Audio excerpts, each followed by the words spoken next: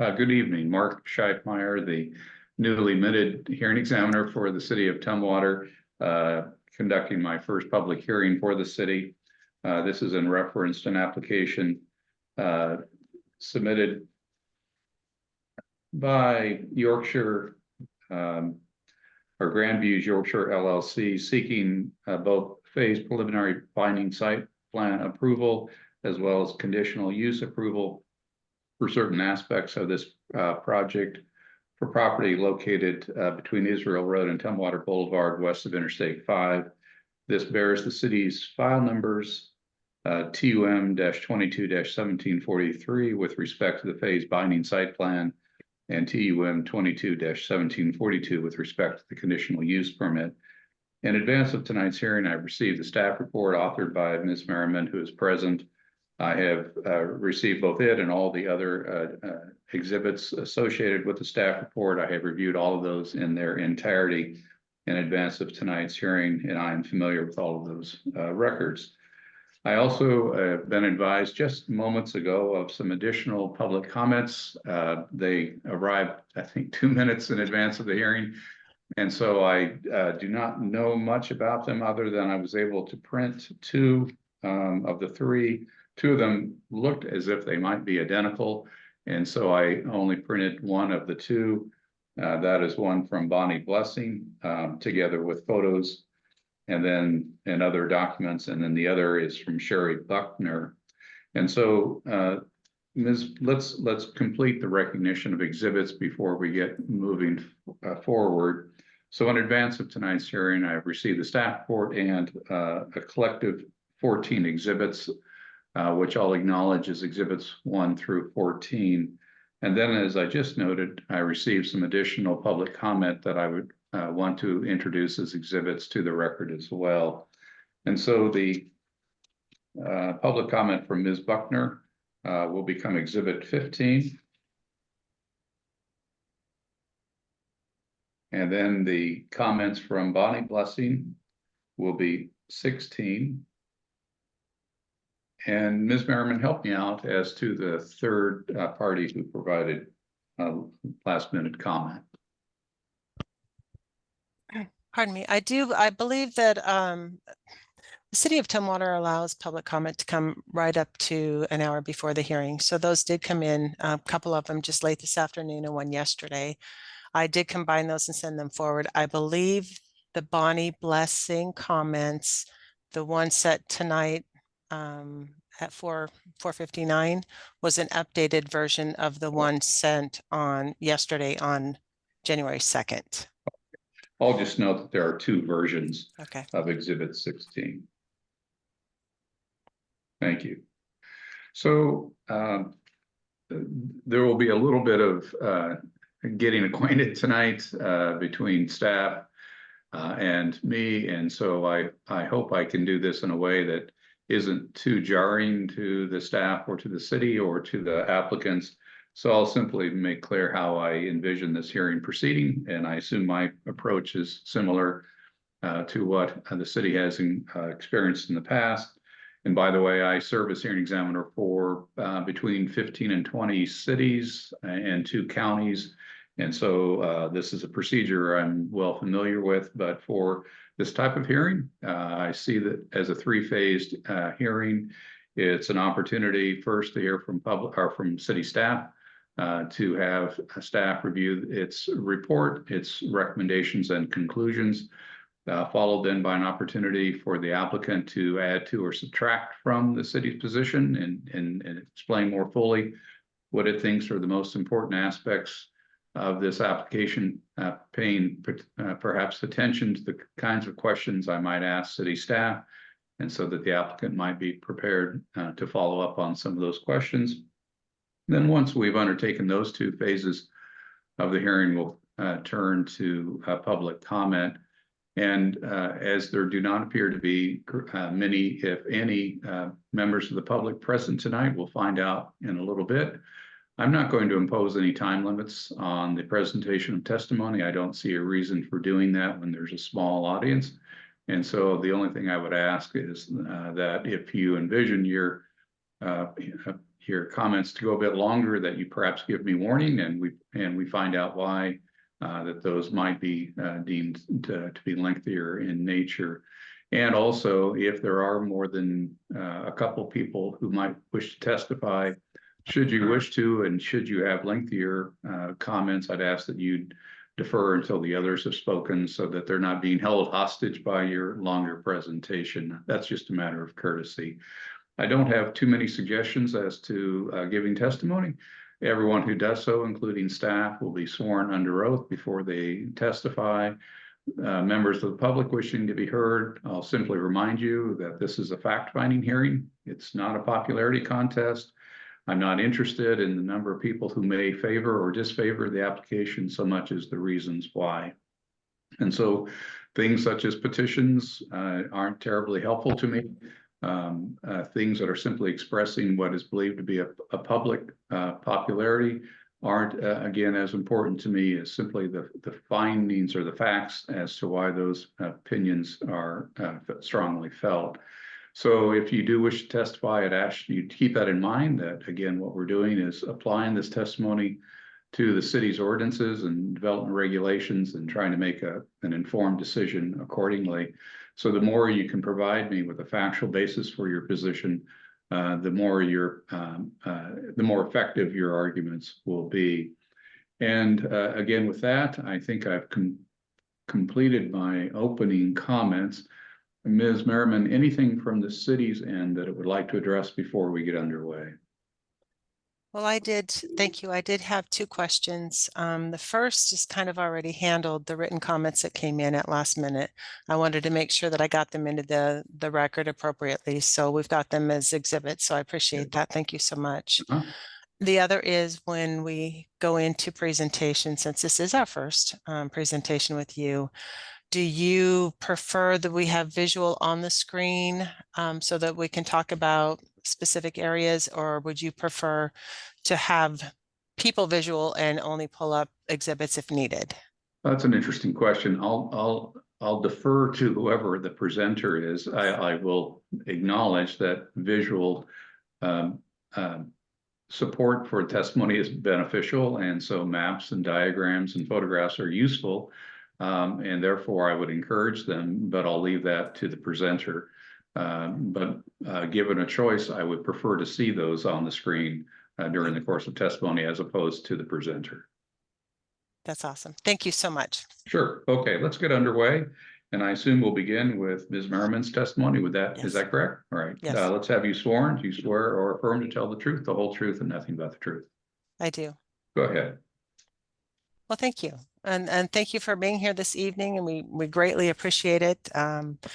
Moving forward, the staff report, as you well know, is very long, and it's got a lot of detail. So what I hope to do is not spend a lot of time reading, but to kind of go over the highlights of the staff report. And that will be appreciated.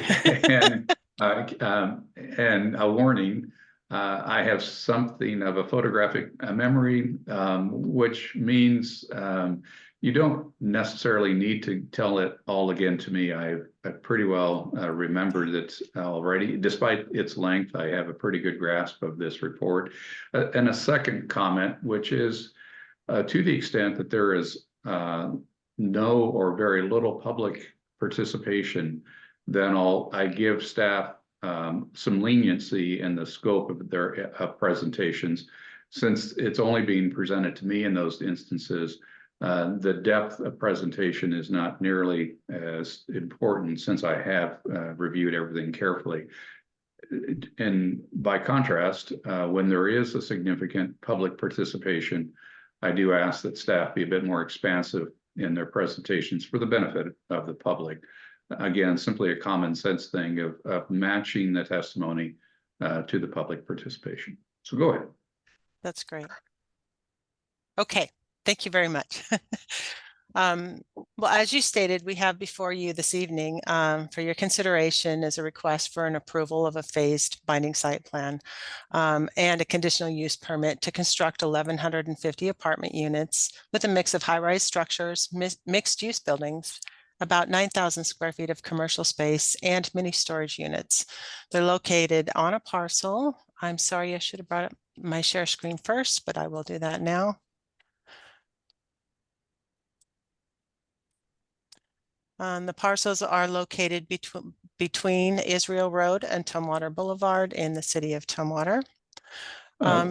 If I may interrupt, just Sure. I'm off to a poor start, Ms. Merriman. I apologize. The very last, most southerly piece of the old public right of way, is that a portion of this project or belonging to the applicant, or does it have anything to do with this project? Are you talking this Yes. area right here? This is public right of way. Okay, so that remains held by the Yes. public. Okay. Yes, since parcels include these that come out here.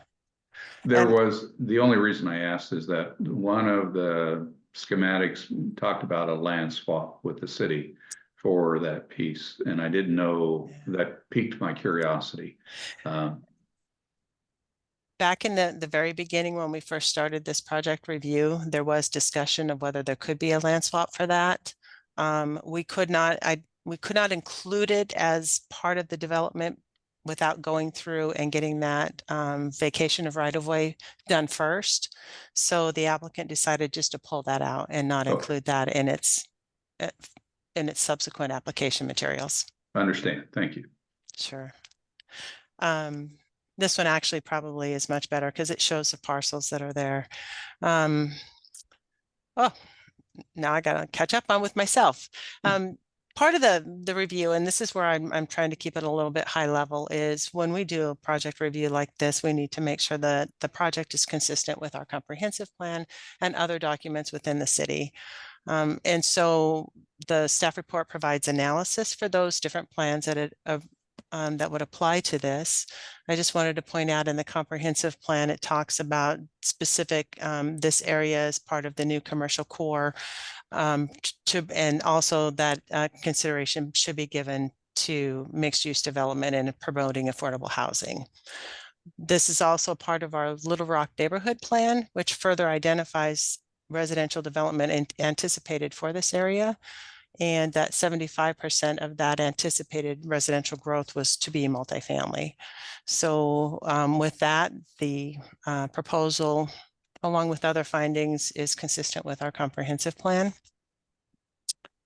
I'm going to scroll through here pretty quickly. And as part of our transportation system plan, the applicant has submitted a transportation impact analysis.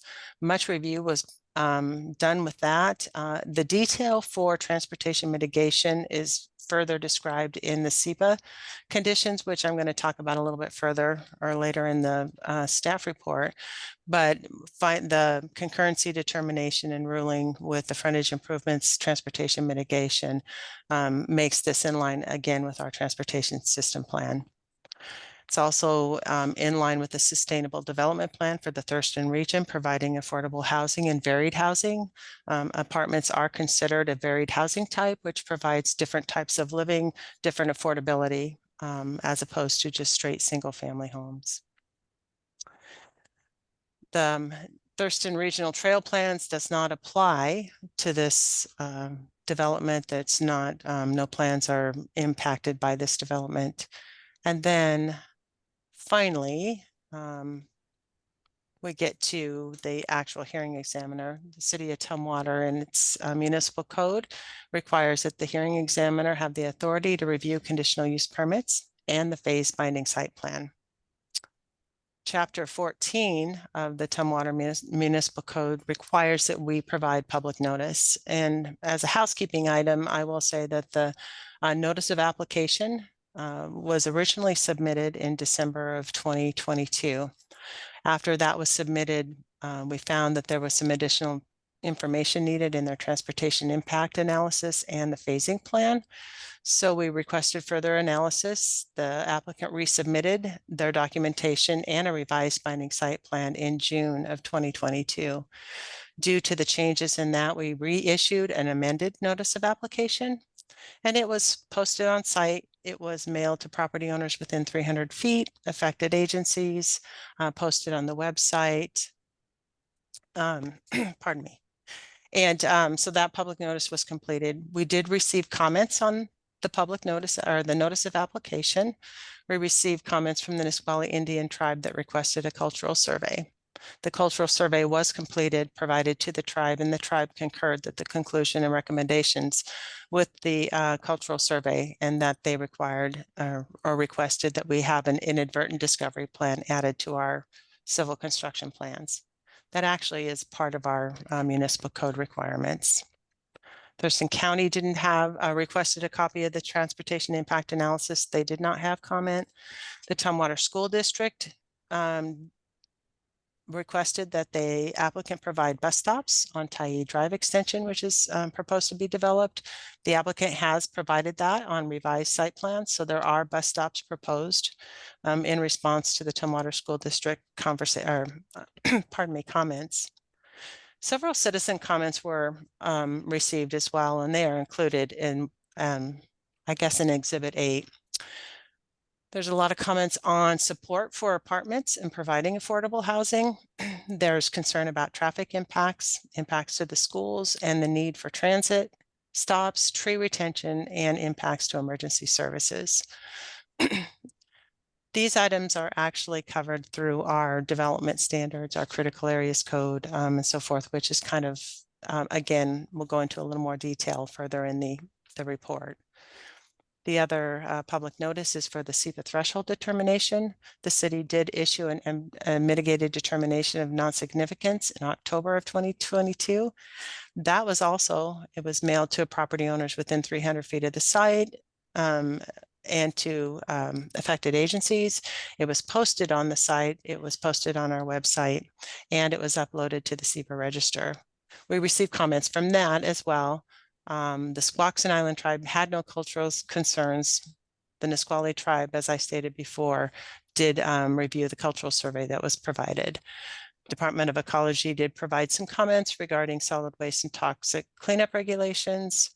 We received public comments from the Black Hills Audubon Society expressing concern for groundwater and groundwater contaminants. And also, again, several citizens had concerns for tree retention, concern for traffic impact, high groundwater and wall building heights, and gopher protection.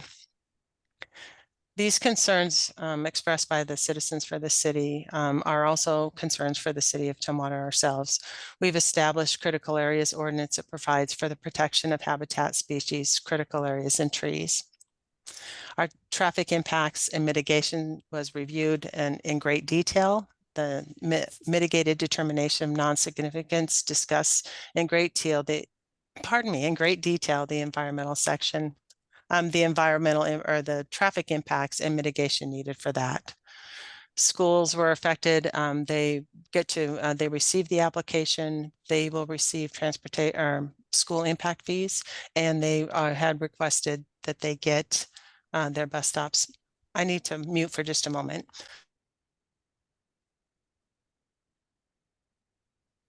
I'm sorry, didn't want to do that cough in your ear. I appreciate that. High groundwater protection is dealt with our city's drainage and design and erosion control manual, and designs for site planning, building design, building heights, and so forth are reviewed under the Municipal Code Title 18 and our citywide design guidelines. And then further, a qualified biologist did do a survey for the Mazama pocket gopher and found that there were no mounds or formations that exhibited any Mazama pocket gopher didn't exhibit, or there was no, gosh, I'm stumbling over my words. There was no evidence that there was any mounds out there that were gopher habitat. The last public notice was for this hearing this evening. Public notice for tonight's hearing was mailed to property owners within 300 feet of the site, affected agencies. Anybody who provided comments on both the notice of application and the mitigated determination of non-significance, it was, what I missed in the other ones is it was published in the newspaper and the Olympian, and then also on our website, posted on site. So I'm sorry, I'm trying to make sure I go quickly, but cover everything that I need to.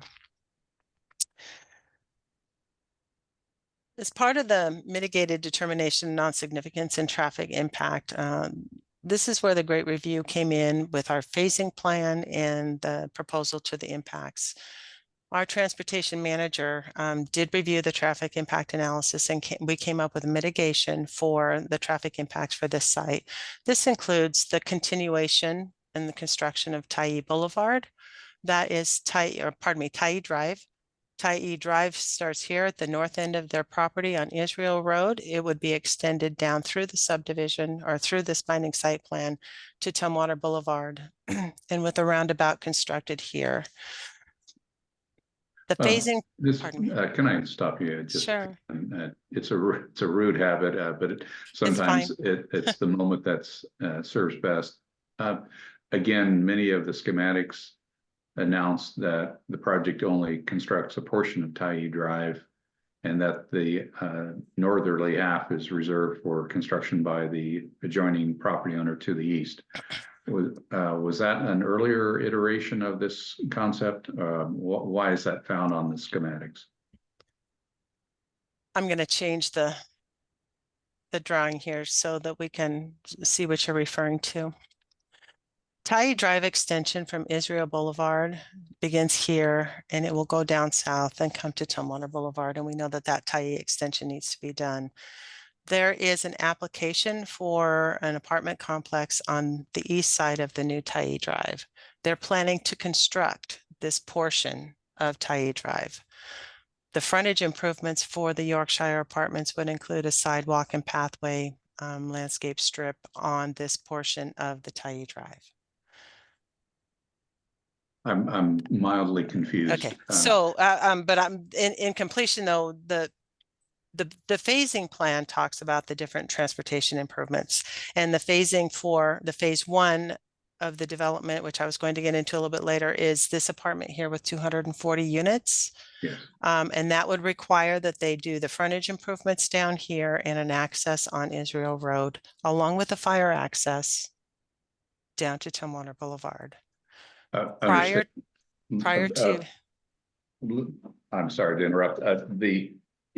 Your phase two at page 14 of your staff report, it says phase two will construct all of Tyee Drive from Israel to Tumwater Boulevard.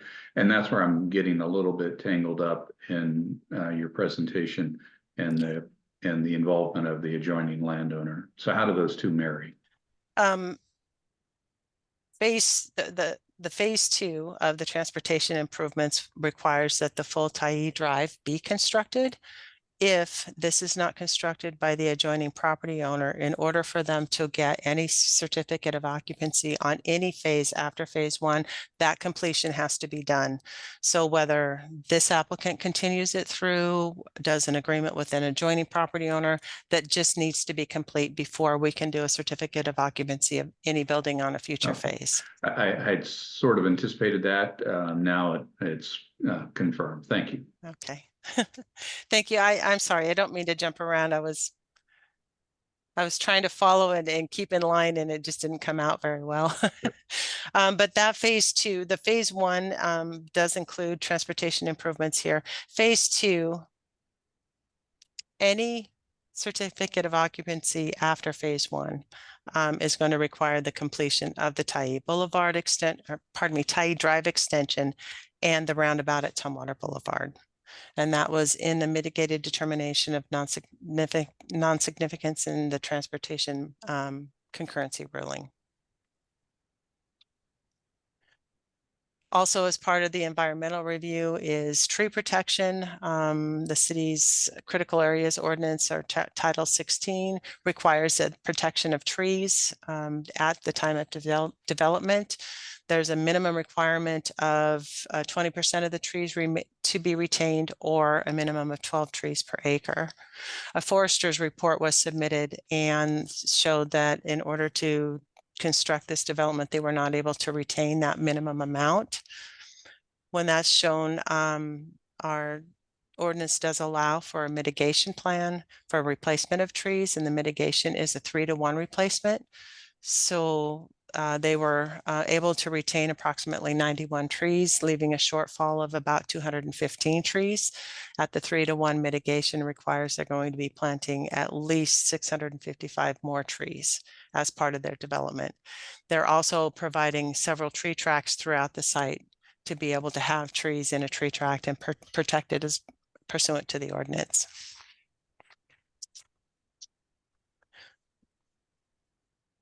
The binding site plan, Title 17 of the municipal code requires some minimum standards for the binding site plan. There's, again, long staff report, 18 different minimum standards that has to be followed for the binding site plan. I'm not going to read each of them, but I will say that it does meet some of the highlights of those are that it does provide the connection and future access for the subdivision for all the lots that would be fronting the new Tyee Drive, and it connects Tyee Drive to Tumwater Boulevard.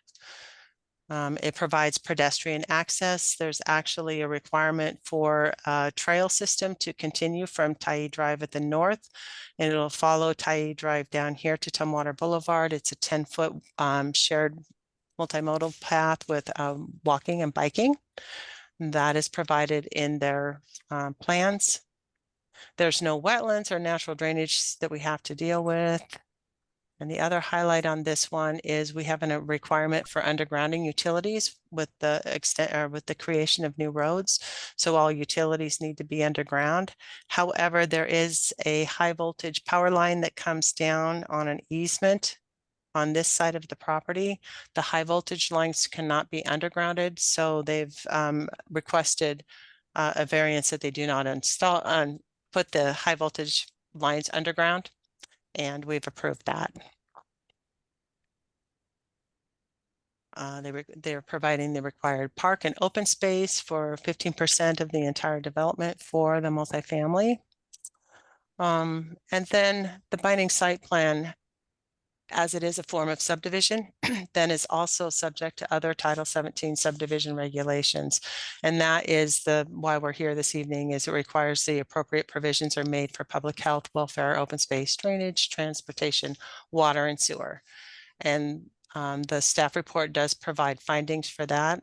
I do want to bring out a mistake that I made in the staff report on page, I believe it's on page 14.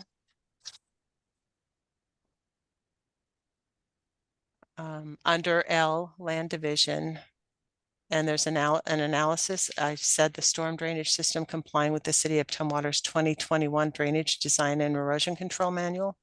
That should be the 2022 Erosion Control Manual.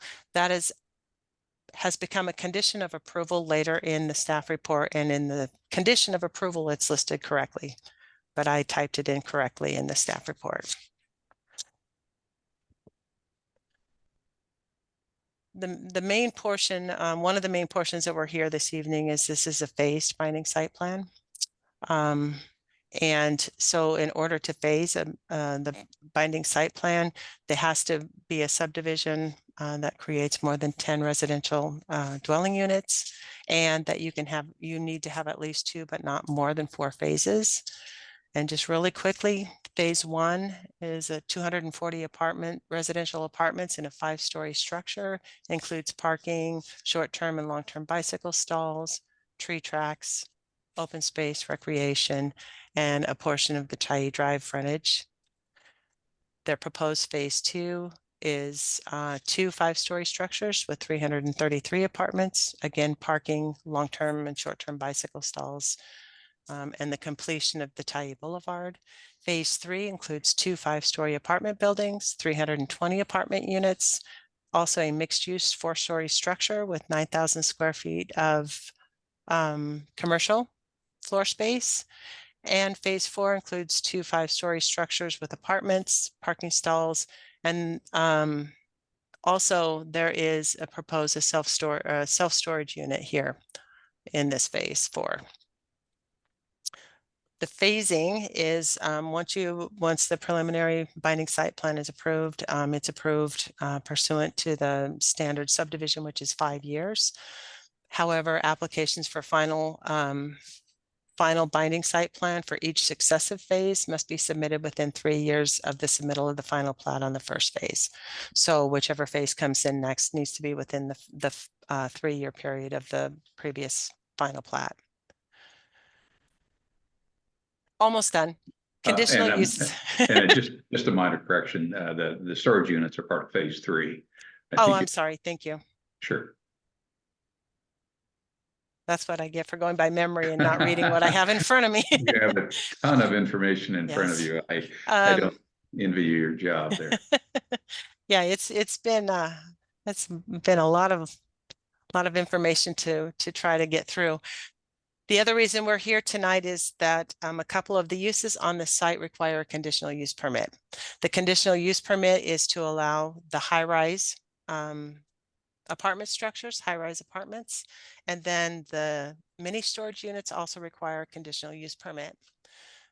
In our code in Title 1856, there's specific criteria to be able to, that must be met to be granted a conditional use permit. Again, I provided the analysis for those, but just to confirm that the project is consistent with the comprehensive plan. The project is not detrimental to the public health. It is consistent with the performance standards in the critical areas subdivision and zoning codes. High-rise apartments are listed as a conditional use. However, Title 1856 does not include any minimum standards for a high-rise apartment. So we believe that following our design standards, our environmental determination and our environmental review, along with the mitigation measures, pardon me, got to think of what I was going to say here. The design standards, additional mitigation proposed would allow the approval of the conditional use for the high-rise apartments. The mini storage units do have some minimum conditions, and they require that the off-street parking is not allowed to be in any required yard areas, that there's screening on all property lines to lessen the visual impacts, and that the minimum side area is adequate to provide for the required parking in the yards, and the screening. And those are met with the layout that they've proposed. Almost done. The City of Tumwater does preliminary and formal site plan review meetings. In these meetings, we look and make sure that the application that we have before us and that goes out to the public meets all of the design standards of our zoning code, the critical areas, our design, citywide design guidelines, and assures that the plan moving forward would meet those minimum standards. The applicants did go through preliminary and formal site plan review before we issued the notice of application. And we were confident that the project as proposed can move forward.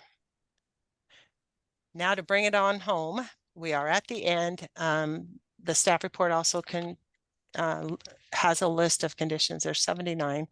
I would like to call out just a few that are very specific to the mitigation of this project. And that would be conditions number 12 and pardon me. The majority of these conditions are required very specific requirements for site development and grading submittals, building plan submittals, things that need to be on those plans. But there's also some very specific conditions of approval, which I'll start here. The number 12 is they are required to provide the inadvertent discovery for cultural resources. That needs to be on their site development and grading plans. The conditions that are listed in the mitigated determination of non-significance are referenced and incorporated. They need to provide parking for electrical vehicles, which that is shown on their plans, but that is a requirement. They also need to provide apartment units that meet the Americans with Disability Act, providing accessible units. They need to provide fire access for structures that are over 30 feet tall. Multifamily projects over 200 dwelling units require 2 fire lanes. That's where we have, for phase 1, they need to provide a fire lane going from the 240 units to Tumwater Boulevard. Frontage improvements are listed as condition number 57, and they go into great detail of the different frontage improvements, what's needed on Tumwater Boulevard, what's needed on Tyee Drive. And then also including the trail system that needs to continue down from Tyee Boulevard. The couple of very specific ones are there's special assessments that were created, the city of Tumwater did do did do street improvements to Israel Boulevard or Israel Drive that included water and sewer. So there's a special assessment fee that is applicable to these properties. There's two for Tyee Drive. The street assessments are required to be paid at the issuance of any site development permit. And then there's special assessments for water and for sewer, and those need to be paid at the issuance of final binding site plan or any certificate of occupancy. Otherwise, the conditions listed here are pretty standard. After all of that, staff has reviewed this. We feel that the project is consistent with city regulations, and we would recommend the hearing examiner approve the phase binding site plan and the conditional use permits for the Yorkshire. Thank you. I do have a number of questions. In fact, perhaps a few more than I normally would, simply because this is a larger project with a lot of information. And so that it's sort of not hard not to have a number of questions. And Ms. Merriman, whenever you feel that someone else might better answer, either the applicant or other staff, certainly feel free to kick the can down the road to somebody else. No problem there at all. If that's suggested, we'll either stop and swear those appropriate staff in, or we'll wait to the conclusion and of your comments and then come to them. You can perhaps give me some guidance along the way, depending on whether we come into anything that's needed. And just a warning that some of these comments are for my benefit, some are questions, some are anticipating public concerns of one kind or another, and to sort of flesh things out for the benefit of the public. And then some came up through the course of your testimony. A long way of saying these questions are going to be a bit scattershot, sort of all over the place, and not holding on one topic very long, but bouncing around a little bit. And so bear with me as I do that. In no particular order, in phase one, the property will exit to the north, the Israel Road. And the record should reflect you're identifying that access along the northwesterly corner of the project site, leading to a right in, right out onto Israel. What happens to that eventually? How long does that remain, or does that go away at some point? What's its future? I am going to try to answer that, but I do have with me our transportation manager and our development review engineer on staff. So if I answer incorrectly, I hope that they will let me know. But the right in, right out is intended to stay. When you exit onto Israel, there's a roundabout at the east side of the property right here. There's also a roundabout that's not shown on Little Rock Road. So everybody has a big loop that they can get in and out. But that access is intended to remain. And the opening of the Tyee Israel roundabout will not lead to it becoming a left-right entrance, but it'll remain right in, right out at all times. At this location? No, at the north, at the initially proposed exit, that point. At no point does it become a left turn, correct? Correct. Okay, all right. I was just concerned about line of sight from the adjoining intersections and making sure that it wasn't going to inappropriately mix with that traffic. Okay. The diagram identifies the leaf tree areas throughout the site. There's ones in the southwest. There's ones in around the buildings, and especially I think building 1 and some other areas for the benefit of, well, partly for my benefit of learning the city's procedures, and partly for the benefit of the public. In Tumwater, leaf tree areas, how are they dealt with? How are they accounted for, and what is their future? The critical areas code requires that a certain percentage of the land be set aside, and I believe it's 5% set aside for the tree tracks. And they are to be separate tracks.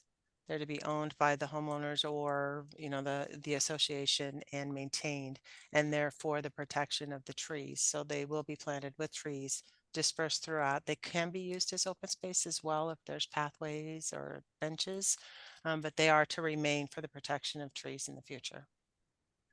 And the forest plan, forester's plan, tree protection plan, does not identify the location of the leaf trees, but I assume they're all within these tree protection plats. Yes, and the forester's plan was done early, and so while we have the number of trees and the number of trees to be remained, the actual specific location of the tree track has changed a little bit from their original proposal, but after reviewing, it still remains the same amount of trees to be retained and the same amount of trees to be provided, or the tree track amount is still the same. Okay, I guess I was perhaps most interested in the tree tract set into the sort of alcove portion of building one. And again, is no, the other one. This one? That there we go. And so I was trying to get a sense of how that would work. Is this going to be some legacy trees, taller, older trees that are sort of filling in this building a little bit, or what was in mind there? That would be a great idea. It raises some interesting management questions, and I'm just curious what the thought was there. To be totally honest, not that I haven't been all night, but I am not 100% sure of the answer of that. I think that might be something that the applicant can talk about more. Okay. All right, I'll come back to it. Okay, thank you. There are lots and lots of schematics included in the materials, but there are no elevations, and so there are a lot of looking down on this plans, but none that look at it from the side. And so I'm just curious if the city has a pretty good sense of what this development will look like from adjoining properties, from Little Rock Road, from Tumwater Boulevard, from Interstate 5.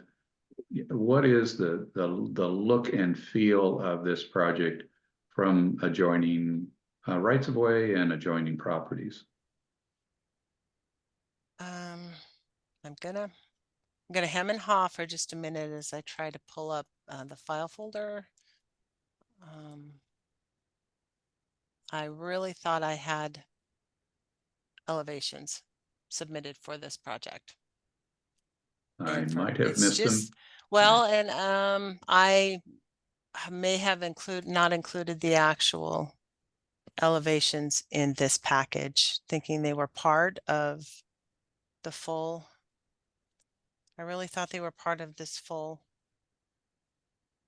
application package, but my apologies if they're not. Yeah, I certainly can find them. Okay, they're only of value to get a better sense of. Well, let me preface the question by just explaining why I'm asking. This is a large scale project. It's a tall project.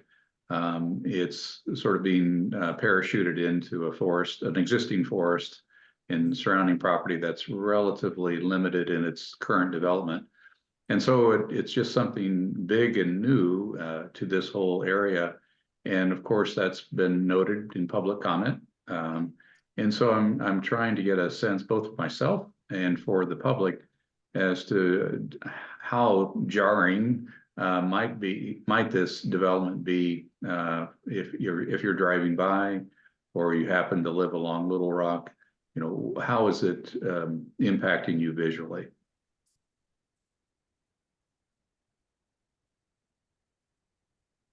Again, I can stumble and see if I can't find this. The applicant might be able to answer it right off the top. But, and if that's the case, I can certainly Why find it don't in my we, files and bring it up. right, why don't we come back around if we Okay. need to? Because I'm not trying to put you on a spot or pressure you to find work quickly. I think we can find some answers to that, and I'll back perhaps through the applicant for a better understanding of how it lays. Along those lines, in some of the communities I work with, I'm thinking of Yelm in particular, perhaps others, mini storage facilities have a certain number of requirements to, again, cushion their aesthetics, either deeper setbacks or some screening requirements or some visual appearance requirements to make them coexist nicely with the rest of the development. Anything, well, one, you mentioned some minimum requirements that the city imposes. In addition, anything else that's been thought about for these mini storage facilities to minimize their impact? I do note that there are 5 stories in height and at the far southeast corner, so that there isn't much else separating them from Tumwater Boulevard.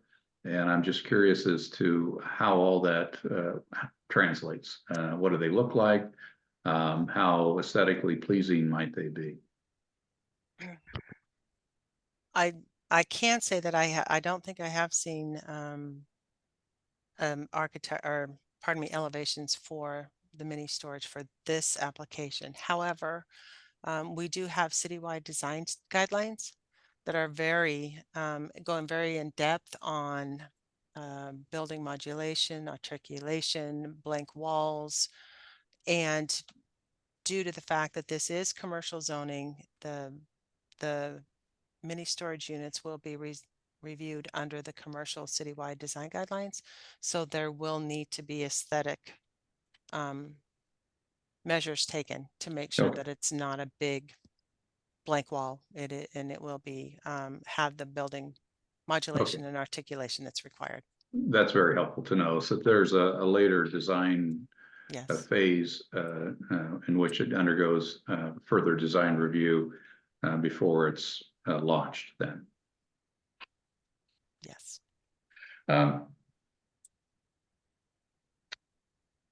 Give me a minute. Tell me a little bit more as to how the Thurston County Trail Plan works with Tumwater, the marriage between the two, and you mentioned that this project has no implications to that plan.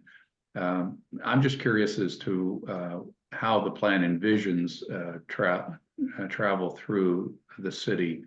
How does it work with Tumwater? Well, I know I'm going to use a qualification that I've not been here a really long time, but I do know that there's some regional trail systems that fall within the city of Tumwater along the Deschutes, down near the Deschutes River, down near the golf course. And so we coordinate to make sure that the development that we have doesn't impact the regional trail systems. This one doesn't. There's nothing in this area that is part of the county's regional trail system. Okay, I guess maybe that's the answer, that Yeah. while there are regional plans that course their way through the city, they simply don't do so in or near this particular project. That's correct. But we do have in our Little Rock sub-area plan a call for a trail system, and it's already created up on the northern side of Tye Drive, and they will continue it down south on this one. Right, okay. There is a common refrain in many of the public comments about this portion of the city is problematic for high groundwater flooding problems, and that why are we building here?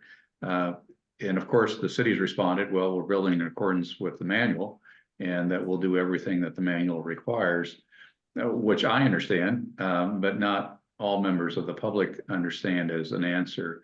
And I wondered if you might translate that answer into a bit fuller explanation to members of the public how stormwater in a project such as this is gathered, managed, and dispersed, such that there are concerns about large-scale impervious surface being added to what seems to be a wet area of the town is not going to simply exacerbate a problem. How might you respond to that concern?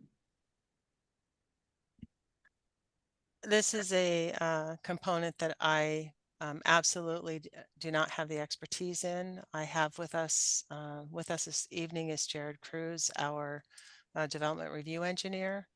He can answer the stormwater questions much better than I.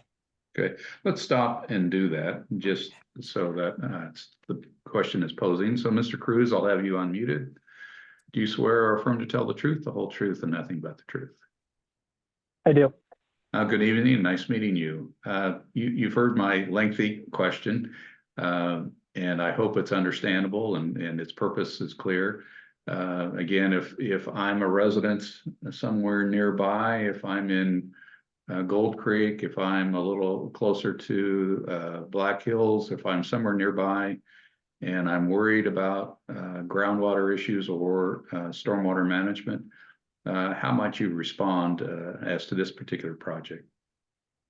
Yeah, of course. So the first I would bring up the City of Tumwater Drainage Design and Erosion Control Manual, which very closely mimics the Department of Ecology 2019 Stormwater Manual, with a few nuances for Tumwater flavors, and has specific criteria for projects that meet certain thresholds, certain sizes, or establishing, impervious surface, hard surface, et cetera, and then go into additional detail for appropriate BMPs as far as stormwater infiltration basins, permeable pavement, et cetera, what's recommended where, what's infeasible where, et cetera.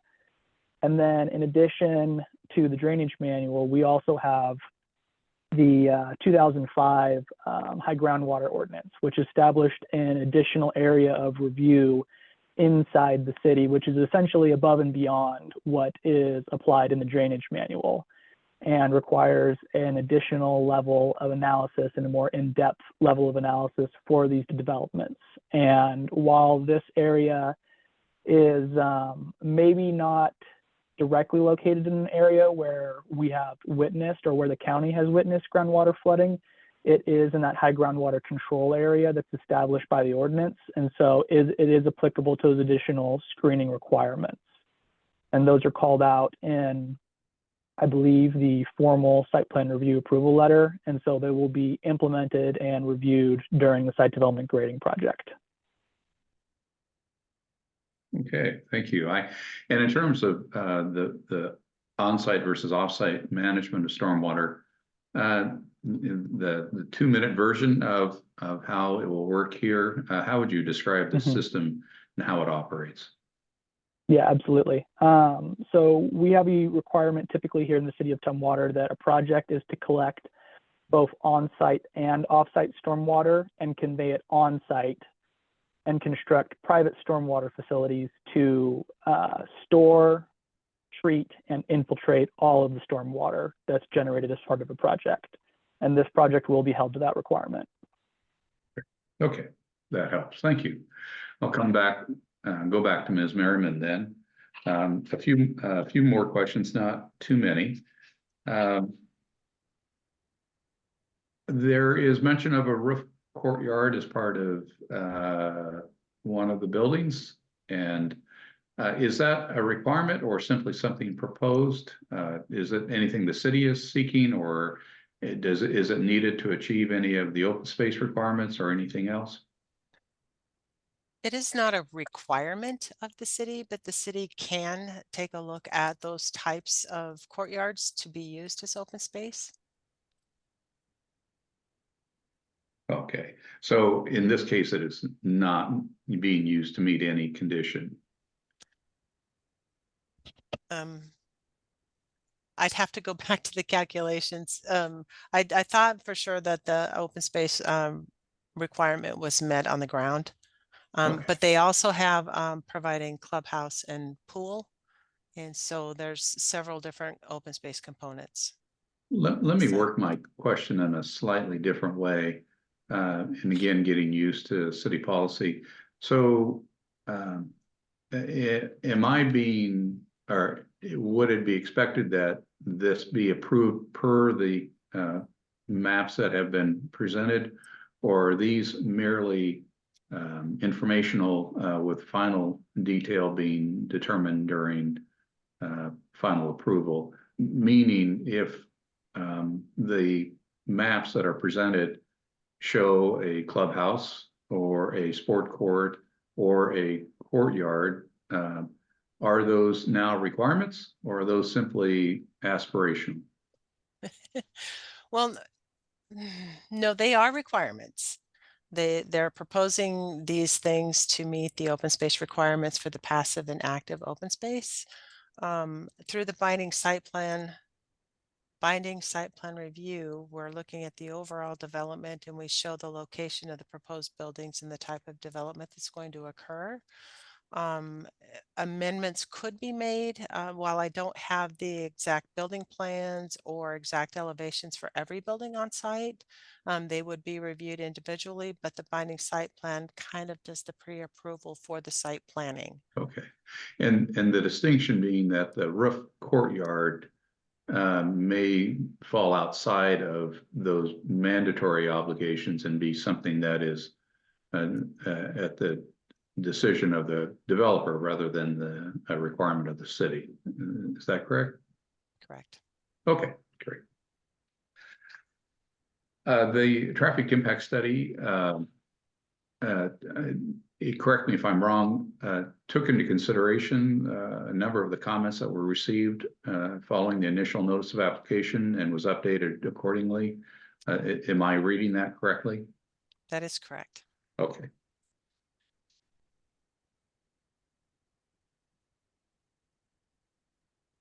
The Mazama Pocket Gopher study, it was interesting in that it noted findings of evidence of pocket gophers on a number of properties nearby, which I wondered if that fact triggers any heightened review of this particular study, such as a third-party review or anything else, given that nearby properties have had some evidence of pocket gophers. Anything in particular that is triggered by some of those nearby properties having encountered gopher evidence?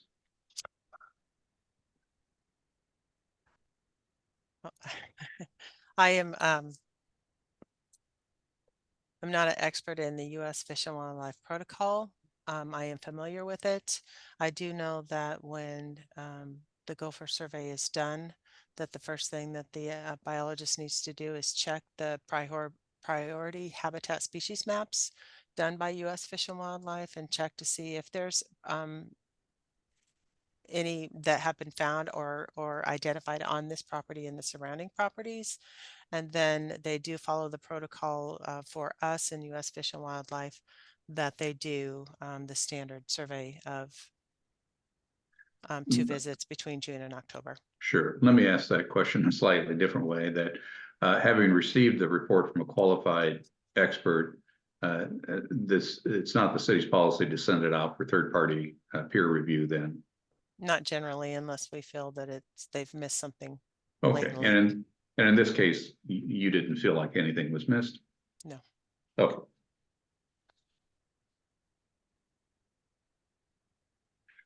Phasing, it wasn't stated, but I assume it's a given that phasing is sequential and that there is no right to jump from phase 1 to phase 4 or anything of that nature.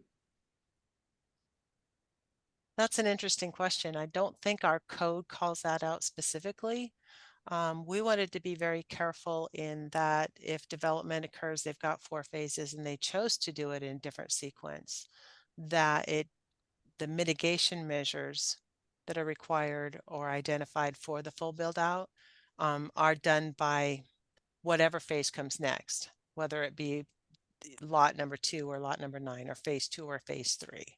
So another way of saying that you can't jump from phase 1 to phase 4 and skip building Tyee Drive as a result then? Correct.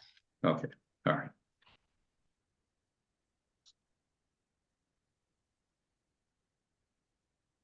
The high voltage power lines that currently exist.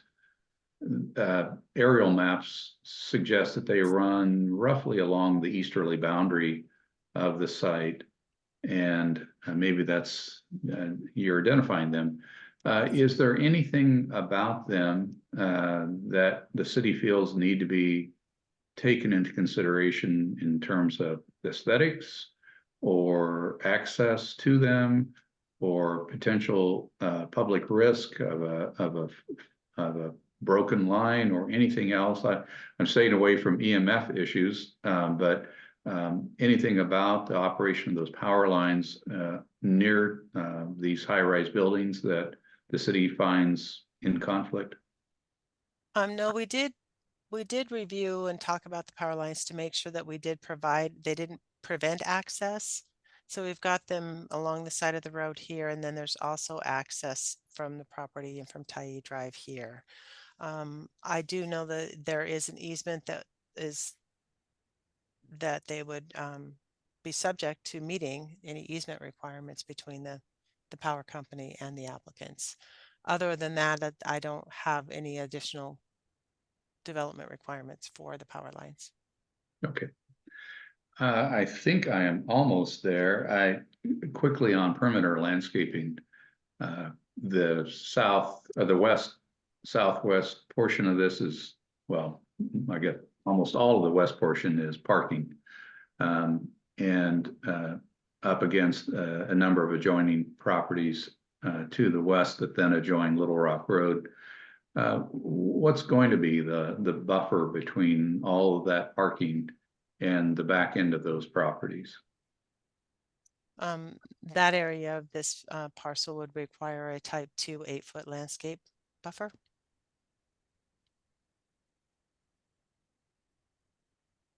Does that include fencing? Doesn't necessarily have to, but it can.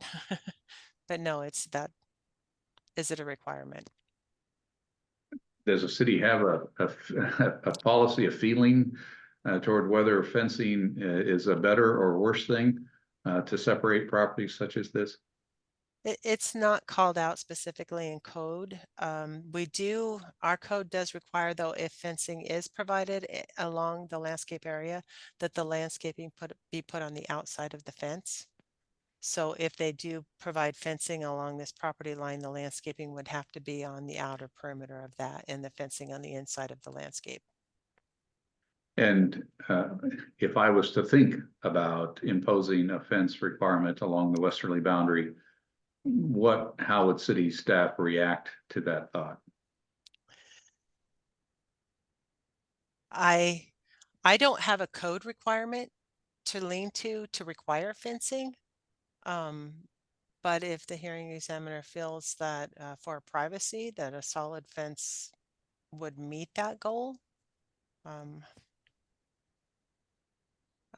I guess that that would be your decision.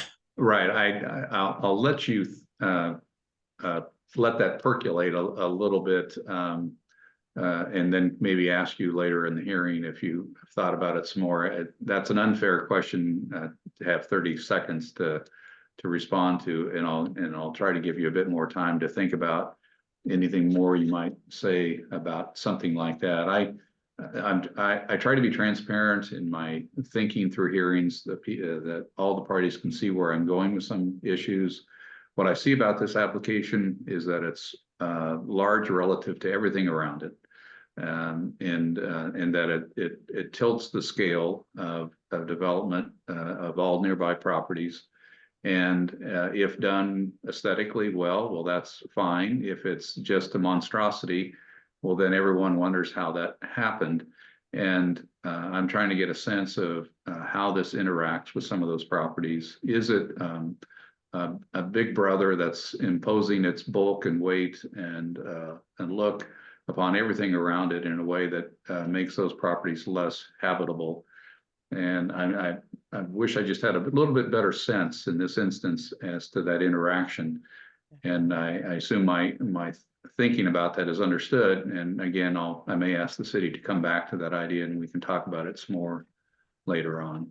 Yes, and if I might, having thought about it a few seconds longer, because the high-rise apartments are allowed here through the conditional use permit process, the hearing examiner has every right to provide additional mitigation measures, to provide any type of mitigation that might be needed for impacts to the city, to the adjoining property owners. And that could Right, and include, that's why I was raising it, is that Yes. I recognize that I have that authority given to me because this becomes a conditional use question. yes, thank you. Okay, thank you.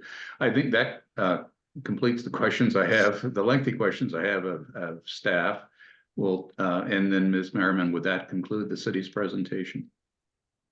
Yes, I don't believe I have anything further. Thank you. Okay, we'll turn then to the applicant. And again, I believe that would be, let me go back to my notes. Would that be primarily for Mr. Bradley then? Or, No. by the way, Glenn. Glenn. okay, Mr. Wells, those persons in that room are far enough away that it's a little bit like being on one end of a bowling alley lane, looking at the pins on the other end. You're hard to recognize as individuals, and I'm sorry about that. So I will just deal with that as best we can. So we'll turn then to Mr. Wells. And so, Mr. Wells, I'll first have you sworn. Do you swear or affirm to tell the truth, the whole truth, and nothing but the truth? I do. And I do not have any particular requests or requirements for your testimony. Simply that this is your opportunity as the applicant to provide as much additional information as you feel is beneficial for my consideration. Perhaps taking into consideration some of the questions I've posed to the city, as offering some guidance as some of the things I'm curious about. So with that in mind, it's whatever you wish to present, and go ahead. Thank you very much. Thank you, Tammy, for your presentation. Just a little background about our company. This particular site is eligible for a 12-year property tax exemption, which specifies 20% of the housing would be median income. And we have applied for that. We've done other projects in Tumwater. We have applied and been approved for that exemption. And our business model, if you will, is, but I would say on the lower end. It's in the median range of price point. Our company also has done affordable housing, so we have that in our wheelhouse as well. We did a large 82-unit affordable housing project at 60 to 80% median income in Olympia, and so we are very familiar with the requirements of creating verification and so forth on that type of product. Mr. Wells, which project in Olympia was that? Merritt Manor. Did that come before me? No, That was not a hearings examiner. I didn't think so. Yeah, that was not. Yeah. Okay. I'm sorry to interrupt. Go ahead. It's located on Martin Way, near Lilly. I'm just going to go down through my list of questions that you had. Regarding the PSE, it's a 50-foot easement that PSE has, and they have the standards of what they need to access their poles and their lines, and so we're not going to intrude on any of the requirements of the easement. The perimeter fencing, we typically fence our properties, but we would be opposed to having a fence on the curb line. If we do a fence, we're going to need some landscaping on you know, if we need to do landscaping on the neighbor side, then we would need to vary the fence, or we'd have to be creative about that, because that is not gonna, we're not gonna wanna do a fence right on our parking stall. That's not gonna really fly for us. We would be opposed to that. The rooftop courtyard, I believe we do have a generous amount of open space. We have well over, I don't have the figures in front of me, but we have well over the requirement of open space. But I'm quite certain that if we're talking about building, I can't read that, is that 8? Building 8. We would have, if that rooftop courtyard is not built, we would have to do something on the ground. I believe some of that is applicable to the open space. We have done other projects that have been approved where we've used rooftop courtyards as the open space. And typically all of that is active. You know, pickleball court, you know, other type of, we want the tenants up there and using it. So it's really a great amenity for the tenants. And so we look at that as being as valuable as the clubhouse. The Gopher. So this is a forested area, which, you know, the model is that in my reading of the original document that listed the Gopher, it was really fields, soft soils and fields. And there are some fields next to this property that are, no, they're not treed. So that is an occupied site, but that does not mean the forested area would be affected by the Gopher, because they tend to stay in those soft fields, soft soil fields. Regarding our development of Tyee Drive to Israel Road under phase 2, I just wanted to clarify that what was told to me and what's common with developers is that if we develop that, so if we start phase 2 and we're obligated to build out that connection, then what we do is we do half of our frontage plus a lane. We don't do the frontage improvements on the other side of the road. That's what other municipalities do, and that's what the city of Tomar has told us that we would do. So it wouldn't be the full road, it would just be our half plus a lane.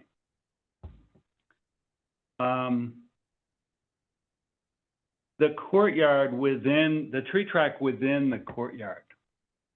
So what we do is when we construct it, we fence it to protect it, and we keep, you know, all of those trees protected. And then once the building is built and there, you know, there's no construction going on, then we remove the fencing, and that greenery, that height really helps mitigate the height of buildings. And so we like to keep mature trees around it. And the courtyards are big enough that we can do that. And so we might put a picnic, like Tammy mentioned, we might put, you know, a picnic table out there or a bench, you know, so people can sit within the trees. We think that, you know, that is an amenity for us. So we have submitted full building plans for building 1. The city has all of our elevations. They have full building plans. We submitted those in June. And so that is something that it's not a secret what we're doing. In fact, I have 3Ds that I could send to you to give you an idea of what the project looks like. I want to assure you that it is nice. It's quality. We're not putting a monstrosity out. We really, you know, are excited about this project. the mini storage. So it's our experience that when you provide storage units, you can expect 15 to 20% of the tenants will lease. So we're estimating 75% of those storage units would be in-house. They would be rented by tenants of the project. It's not, we're not planning on a lot of outside people coming in to use these storage units. It would be mainly for tenants. And I haven't really studied the design of that. This is, you know, what I would consider a 7-year build out. It's going to take 2 years to build building 1.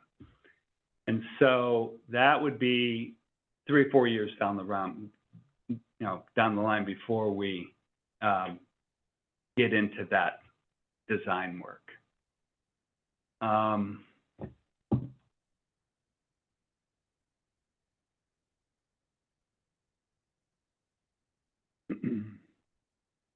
Another thing, we're planning on providing solar power on each of these buildings.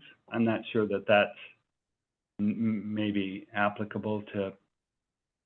And then the last thing is, our apartments are, we have a wide range of sizes that we provide, and unit types. So we, you know, we're trying to get a wide, we think that there's going to be a lot of intermixing of different apartment user types. I think this project will be where people can come together of different sections of the market.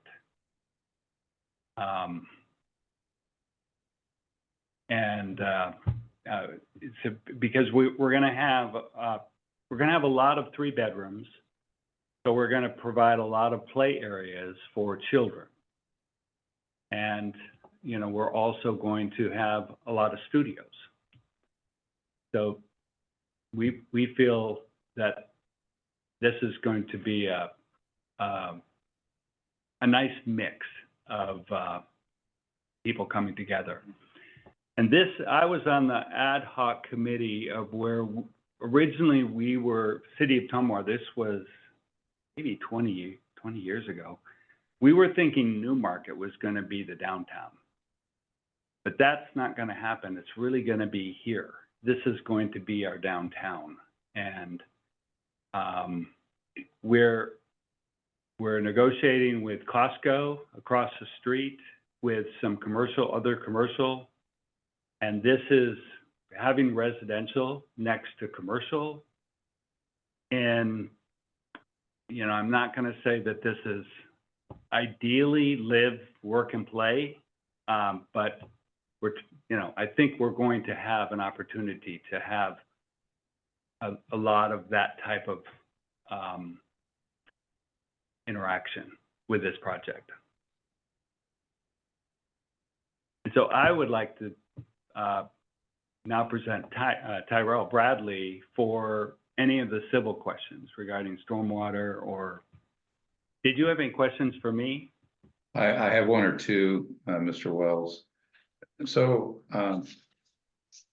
it seems to me that we're at a minor impasse, maybe more than minor, on the status of Tyee Drive.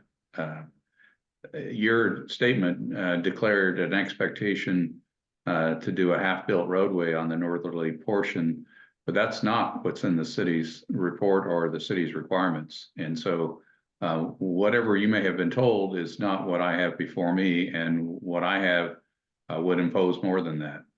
It's not simply imposing the westerly half of Tyee construction north of the midway point. It's requiring that it be constructed all the way to Israel Road in a usable fashion. Now, that may not mean east side improvements, but it does mean the full construction of Tyee Drive to that point if you want phase 2 to get underway. Is there any misunderstanding about this point? I don't think so. It's Okay. what I said is we build our half we build our half of the road plus a lane. And so we build the road so it can be fully used all the way to Okay. Israel. All right, okay, then I am But we're sorry. not building, we're not building the frontage improvements on the east side. That's what I'm saying. All right, and so again, I'm hearkening to other cities where sometimes the developer proposes using the parking lane as a through lane until the east side development gets proposed. You're not suggesting that you be given and that you be waived a parking lane or anything like that as part of your development, but that simply you provide a functional road if the easterly property owner has not otherwise developed by then. I don't think we have a parking lane, do we? You may not. There's I'm no sorry. Okay, all right. Yeah. Give me just a second.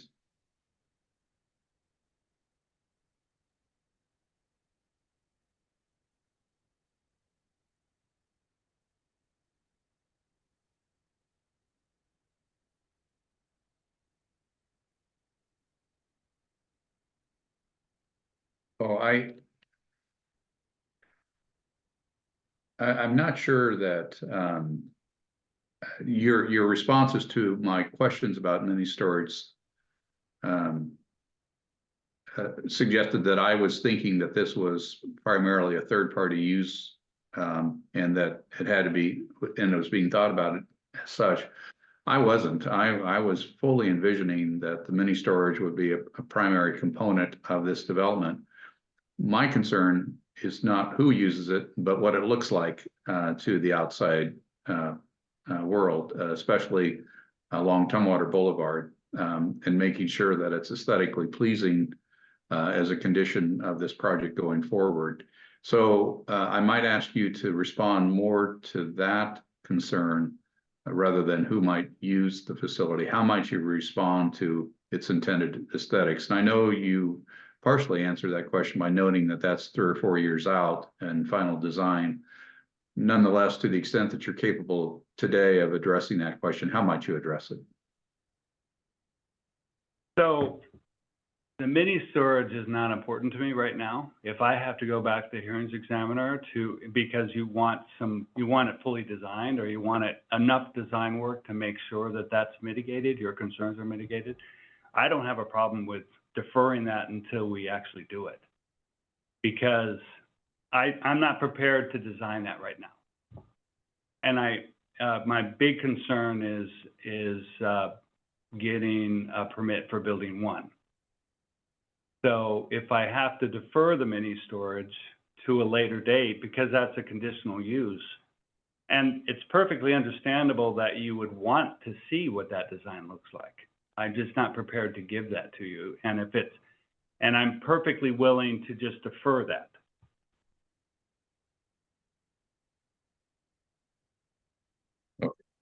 And I appreciate that. I'll come back to the city at the conclusion of all testimony to talk about that a bit more. Mr. Wells, I have one more question that I need to preface by questioning the city, and then I'll come back to you for your interpretation as well. So, Ms. Merriman, back to you. In phase 3, it imposes the construction of the commercial retail area. Before then, phase 4 would get underway. And I'm curious as to whether that's an actual requirement of its construction, or is simply that it's not allowed before then. Meaning, in multiple cities currently, I'm dealing with village concepts in which the commercial portions have not been constructed and they're blowing apart as a result. And the question is, well, are they requirements, or can they be adjusted so that we can move on with the other planned portions? how do you see that being addressed in this application?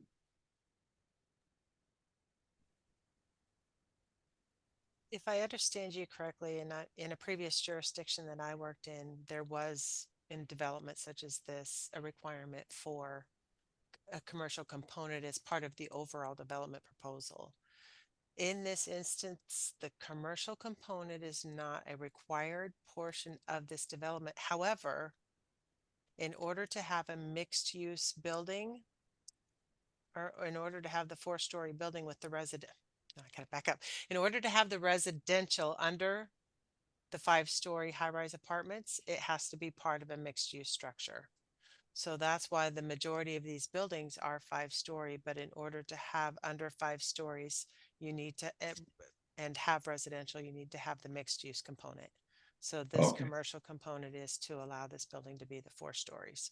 Okay, so if it was a standalone building, it may not be required going forward to the next phase. But as an essential part of the residential building in phase 3, it becomes effectively required then. Yes. Okay, thank you. And so, Mr. Wells, do you have any question about that? My understanding is the reason that we have, because we chose not to go 5 stories on that corner building and we only have 4 stories, that kicks in the mixed use, the commercial component. And we thought that that was an appropriate location for that mixed use. So that's why that is 4 stories and not 5 stories, is because we want the commercial in that, on that corner. Oh, I think that answered my question, but let me probe a little further to make certain. So in other words, I'm trying to avoid any possible confusion downstream, of course, by any potential misunderstanding of what's required here. Again, the question I was asking is, does the applicant understand that in effect that requirement is necessary to go forward because it's an inherent part of the building that's required for phase 3? If we had chosen to go 5 stories in that building and not 4 stories, then we wouldn't have that commercial component required. Because it's a 4-story building, it's part of that building. Okay, So, I think you're. I we take that as the commercial. I take that as a yes to my question. That it's understood that is inherent within the way that this has been proposed. Yes. Okay, great. And I don't have any more questions of Mr. Wells, so we'll turn to Mr. Bradley. So Mr. Bradley, let's have you sworn. Do you swear or affirm to tell the truth, the whole truth, and nothing but the truth? I do. Go ahead. So a couple points I wanted to highlight that might help clarify a few of your questions. The triangular piece of land in the southeast corner, which is labeled as unopened Robinson Road, and then another small triangle by City Center Land Company. That is currently heavily forested land with mature trees and understory. So unless the city decided to vacate that, or that property owner decided to clear and the city vacated, there's going to be a pretty heavily vegetated buffer between Tumwater Boulevard and the future 5-story building and 3-story residential or 3-story self-storage building. So from Tumwater Boulevard, that might help answer a little bit of your concerns about the visual look. And I'm sure you were already aware of that. Yes, and that does help. Thank you. And then in addition to what Mr. Cruz provided in his testimony about the stormwater on the site, we are going to be bringing in up to 6 feet of fill on much of the southern portion of this in phase 3 and 4 to increase the distance between that high groundwater hazard area and our stormwater facilities, which is required by the stormwater manual. So the developer is taking great care to increase that separation to maintain the water quality in this area. I thought that was something that I just wanted to bring to your attention. And then just to kind of further back up what Mr. Wells was saying about the fence along the western property line. Excuse me. The Housing Authority of Thurston County currently owns the 2 parcels to the southwest, and that is currently multifamily apartments. And then there's 3 parcels in between that and Island Enterprises. Those 3 parcels, I believe 2 of those are completely forested still. And then I think the 3rd one is the field, or it's the Island Enterprises that's the field. But that's a, veterinarian clinic is Island Enterprises, and then a gas station. So, just to kind of support his concerns, and maybe the concern about adding a fence there's like uses in the southwest corner with the adjacent apartments, and then there's a commercial use on the Island Enterprises. So, the uses wouldn't necessarily drive a fence in most city codes. And then these 3 in the middle are the true, maybe where you have the most concern of a visual disparity between what would be, a potential single family home and a multifamily high rise or mid rise, but those are currently undeveloped. So I just wanted to kind of highlight that, just to kind of back up what Mr. Wells was saying about his concerns with the fence there. And that's all I wanted to further clarify. Okay, I appreciate all of that, and I do not have any additional questions. Thank you, Mr. Bradley. Mr. Wells, would that conclude then the applicant's presentation? Just one more thing on the fence, because I guess I didn't know about the fence being required, landscaping being required to be put on the other side of the fence. If there was 2 property owners and they both put the fence on the other side wouldn't that result in a 16-foot dead area of landscaping? I mean, It could. I don't understand. I think that's what currently happens in Lakewood, but in certain places, but yes, I don't know. I'm not the expert on the city's requirements, but it's a point well made. Okay, thank you. You're welcome. That concludes then the applicant's presentation, and so that brings us to the public hearing portion, or public testimony portion. And Ms. Merriman or anyone else on behalf of the staff or on behalf of the city, do you have evidence of those members of the public being present? And if so, are they expressing a wish to be heard?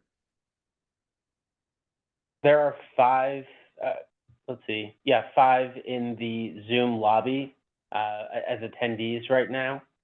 We could ask if anyone wanted to raise their hand, and then we could promote them or allow them to speak if they desire to speak. Well, let's do that. Whatever has been your standard procedure for polling the members of the public who are present. So if I could have you undertake that and see who might wish to be heard. Sure. And I guess if anyone would like to raise their hand, I can allow you to speak at this point.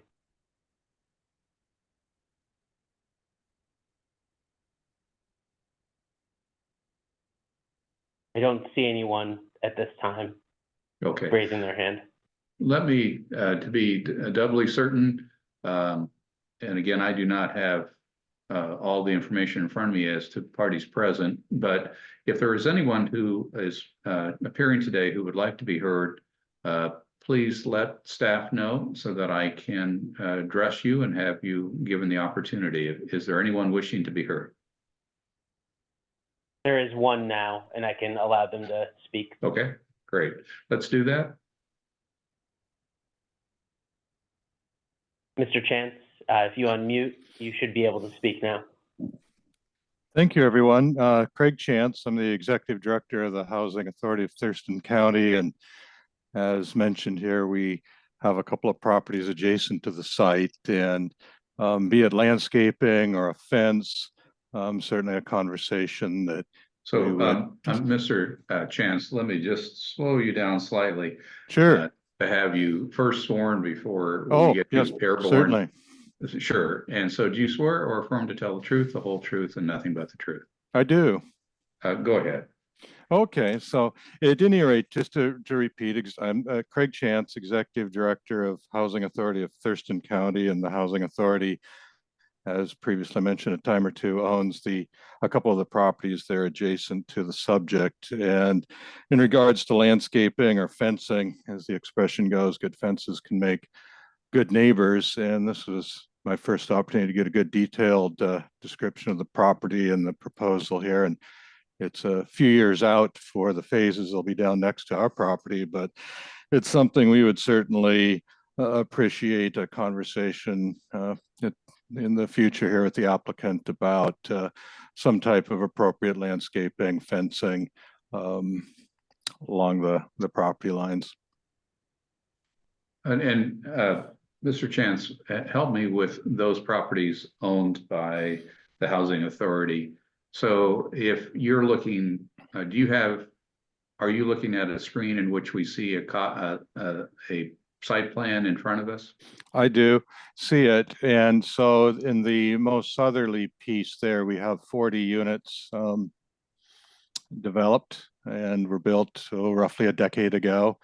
Just to the basically north of that is an undeveloped parcel, and we're in some very preliminary stages of planning for senior housing on that site. And that raises always the additional question of seniors and mixing with other properties, including noise and traffic and so on. So that's partly the interest here in subsequent conversation about some type of reasonable barrier without making the project difficult. We certainly appreciate Mr. Wells's comments that he was very generous in his work with Merit Manor, with the organization that built that, and we appreciate that the applicant is planning to have a number of units affordable to people of modest income. It's certainly a need, so we want to be very supportive and cooperative. Okay. Anything else, Mr. Chance? No, thank you. Appreciate the opportunity. Thank you. And before we depart from public comment, let me once again ask if there are any members of the public who wish to be heard. Is staff recognizing or seeing anyone else who's expressing that interest? I'm not seeing any other hands raised.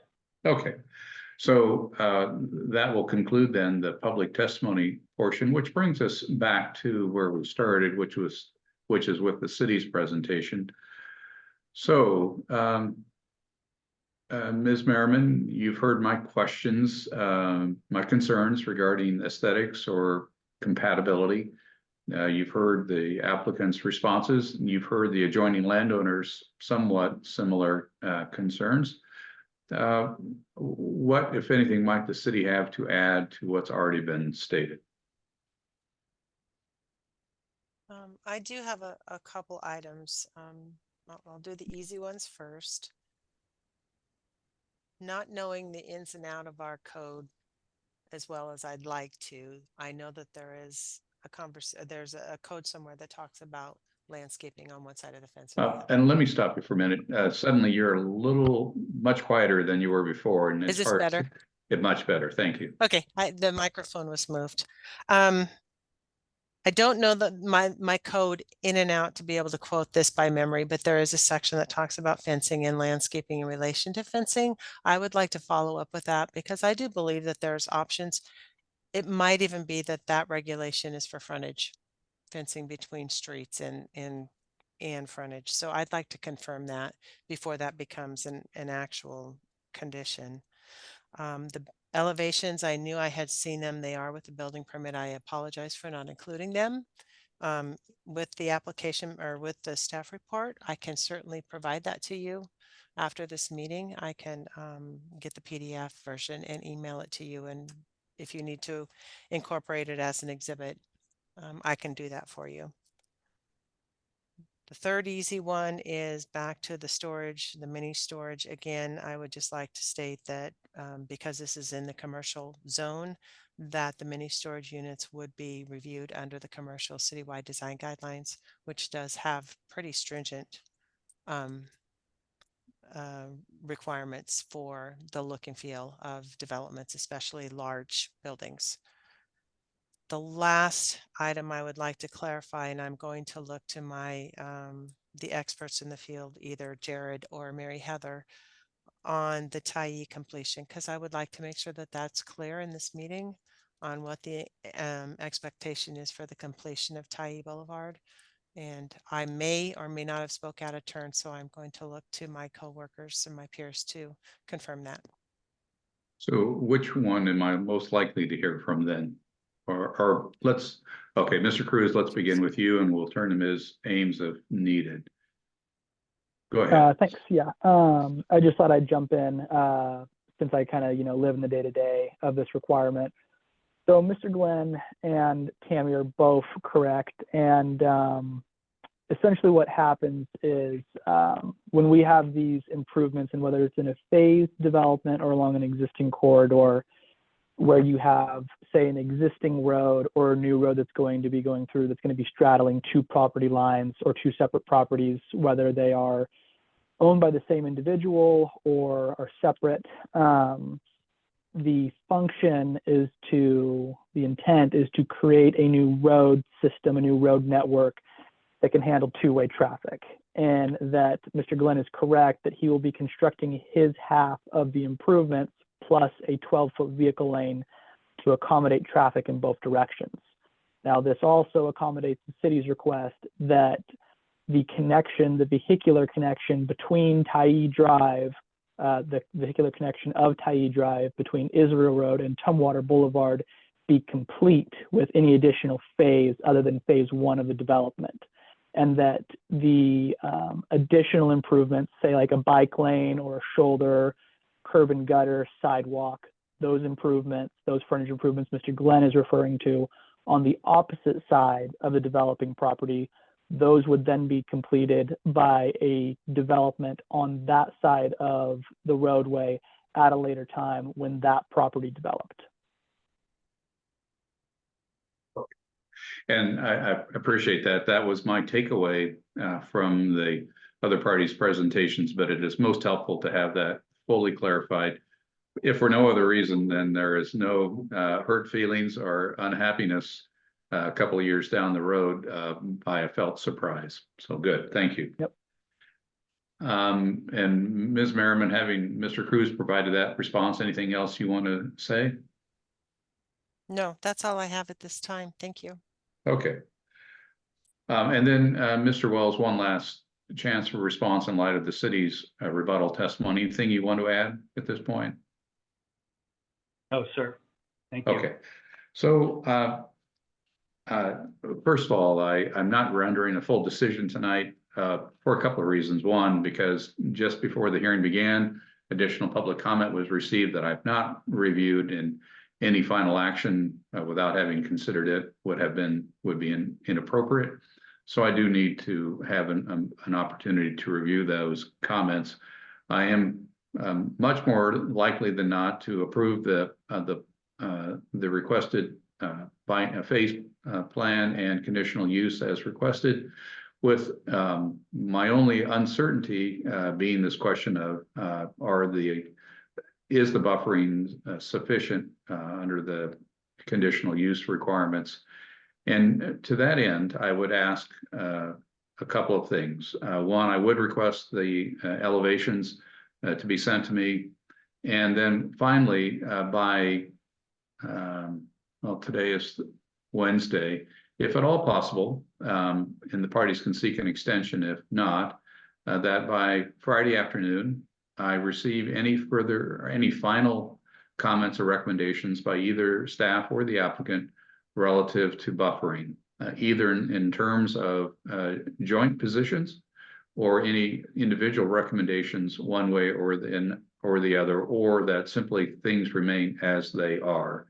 And if the parties can simply provide me by Friday some better sense of whether there is common ground on the question of any or whether additional buffering should be sought, and if so, its nature. Getting back to the mini storage facility, for what it's worth, I appreciate Mr. Wells' invitation to defer that, but I tend to agree with Ms. Merriman that given the city's design requirements, deferring that is an unnecessary burden on the development, and that it's best that it be recognized now. Also recognizing that its final design awaits a determination, but that the city is well equipped to be dealing with that through its other design requirements. So I'm comfortable with declining that invitation to put that issue out to a later date, and will instead include that as part of my decision. But to get my decision to be complete, I would like that additional information. Once I receive that, I'll act promptly on this. I do recognize that I am obligated, as in all my cities, to produce decisions quickly, and that I have every intention of doing so here as well. Are there any last questions that any of the parties have about where we stand tonight? I'm not getting, I think everybody's muted, so maybe that helps, but unless we're getting a raised hand or anything else, I'll take that as that everyone is understanding where we sit tonight. I'll invite, thank you, the city and the applicant to have one final conversation before week's end to see if there is common ground on any adjustments or lack of adjustments to the recommended conditions, and then I'll get underway. With that, I want to thank everyone. It's not easy either for staff or the applicant to have a new person to appear in front of. I appreciate your cooperation and your civility in that regard. I certainly want to reciprocate by providing as complete and intelligent a response as I can, and I look forward to that last information, at which time I'll get going right away. And with that, we are adjourned for the evening. Thank you. Good night. Thank Thank you you. very Thank much. you.